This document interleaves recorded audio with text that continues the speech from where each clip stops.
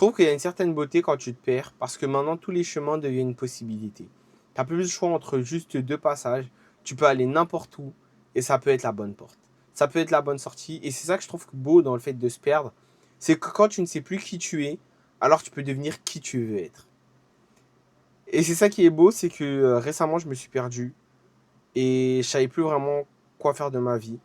C'est arrivé après ma première année de licence. Bon, je dis ça, mais je suis encore dedans, mais je savais plus ce que je voulais faire de ma vie. Quand j'étais été jeune, quand j'avais dans les 15 16 ans, je savais que je voulais faire du business, je savais que je voulais pas travailler pour quelque chose, je voulais pas travailler pour quelqu'un plutôt, mais j'ai jamais trouvé une façon, j'ai pas jamais trouvé une voie, j'ai essayé plusieurs choses, mais j'avais jamais réussi. Enfin, j'avais fait un petit peu quelques euros par là, par-ci, mais jamais rien de concret, jamais rien de vrai. Et le problème, c'est qu'à partir de ce moment-là, je me suis dit, mais qu'est-ce que je vais faire de ma vie? Et ce jour-là, j'ai rencontré. Enfin, j'ai vu. Comment il s'appelle? David Goggins. J'avais même acheté son livre. Il était excellent. Euh, je l'ai encore, ça fait 4 ans, je pense, un truc comme ça. Mais en tout cas, ouais, son livre m'avait tellement aidé parce qu'à ce moment-là, en fait, j'étais perdu et je savais pas ce que je voulais faire. Je savais pas ce que je voulais faire de ma vie. J'étais juste là, en fait. Et le problème, c'est que quand t'es jeune et que t'as déjà eu une idée depuis que t'es petit, c'est dur de s'en sortir. C'est dur de se dire, ah, en fait, je veux changer, je veux faire quelque chose de complètement différent. Parce que t'as l'impression de partir à un endroit. Non, voilà, justement, vu que c'est un endroit inconnu, t'as tellement peur de où tu peux tomber qu'au final, tu te dis, est-ce que ça vaut vraiment le coup? Vaut même pas rester où je suis déjà confortable, où je sais déjà où je vais finir, au lieu de te dire, ah, ici, j'ai essayé quelque chose de nouveau et au final, je finissais perdu. Parce que c'est le problème avec la part des gens aujourd'hui, c'est qu'ils ont peur de prendre ce risque. Ils ont peur d'essayer quelque chose et que ça flop, que les gens se moquent d'eux. Et moi, c'est ce dont j'avais peur au début. J'avais peur qu'on se moque de moi sur les réseaux sociaux parce que je fais des vidéos. J'avais peur que qu'importe ce que j'essaye, bah, j'échoue. Et lorsque tu as ton premier échec ou tu fais ton premier pas, tu te rends compte que tu es encore en vie. Et c'est ça qui est beau.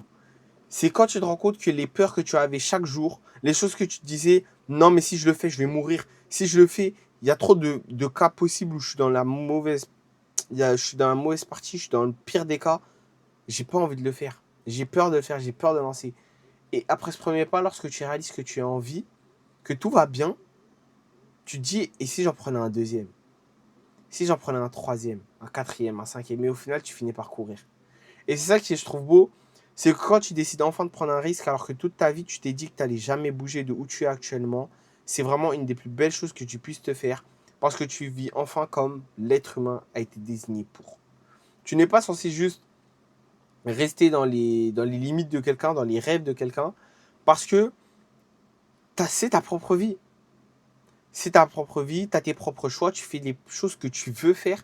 Et c'est ça qui est beau à propos de la vie, c'est que lorsque tu nais, tu décides de faire, enfin tes parents décident de faire tes propres choix, mais plus tu grandis, plus tu fais tes propres choix, et c'est ça qui fait quelle vie tu auras au final. Quel choix tu auras fait dans ta vie pour changer de ce que les gens voulaient que tu fasses. Parce que quand tu prends le choix de ne plus avoir besoin d'impressionner personne et de vivre juste pour toi, alors tu te rends compte que la vie est tellement belle. T'arrêtes de faire des choses juste pour les autres, tu le fais enfin pour toi. Et quand tu fais quelque chose pour toi, en fait, il y a un sens tellement gratifiant, tellement personnel que tu n'arrives pas à t'arrêter. Quand tu vois les résultats du premier choix que tu as fait de toi-même, on va dire tes premiers euros sur ton business, tes premiers clients sur ton business, ta première course, tu vois ton physique s'améliorer, tu te dis, et ça, personne m'a dit de le faire. Ou peut-être tu as été influencé, mais c'est un choix que tu as fait toi-même et c'est ça qui est juste fort sur le cas où tu dois continuer. Tu dois continuer d'essayer. Tu dois continuer de prendre un risque. Tu dois continuer de faire les choses qui te font peur. Parce que quand une difficulté va arriver, quand une vague va arriver, alors tu seras enfin libre. Tu n'auras plus peur que la vague tombe sur toi. Tu l'acceptes juste. Donc tu restes, la vague passe. Et quand tu rouvres les yeux, tu te rends compte que tu es encore en vie. Qu'au final, tu as survécu, que c'était pas si difficile que ça. Et tu es juste heureux. Heureux d'avoir passé cette épreuve. Heureux d'avoir commencé, heureux d'avoir essayé. Et c'est ça qui est tellement beau à propos du fait de juste prendre des risques. Ça peut faire peur, surtout la peur de se faire juger, la peur de se dire que tu vas peut-être échouer, que tu ne vas pas réussir. Mais quand tu te rends compte que l'échec, c'est une des seules choses dont tu as besoin pour réussir, et que c'est une des choses les plus importantes pour réussir, et bah tu te rends compte que c'est vraiment ce qu'il me fallait. Les plus grands youtubeurs, Squeezie, Inoxtag, Michou, GMK, bon, toutes ces personnes-là, ils ont échoué avant. Ils ont fait des vidéos, ils n'ont pas fait de vues, ils ont continué. Et regardez où ils sont aujourd'hui.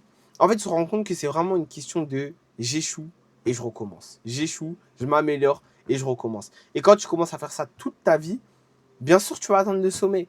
Mais il faut juste que tu restes assez longtemps dans le jeu.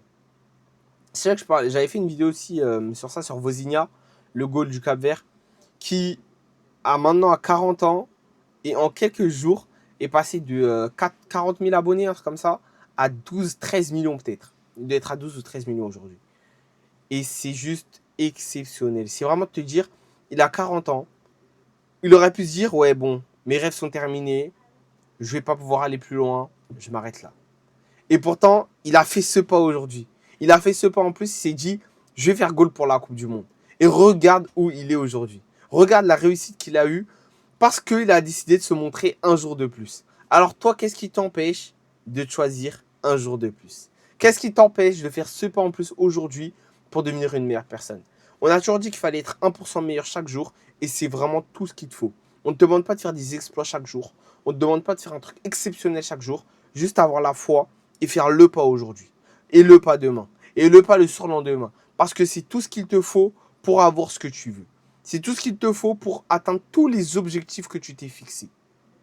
Et quand tu réalises enfin que tous les objectifs que tu veux, ils sont à la porte, tu es à la poignée, mais il faut juste que tu l'ouvres, que tu fais le choix de l'ouvrir, que c'est bon.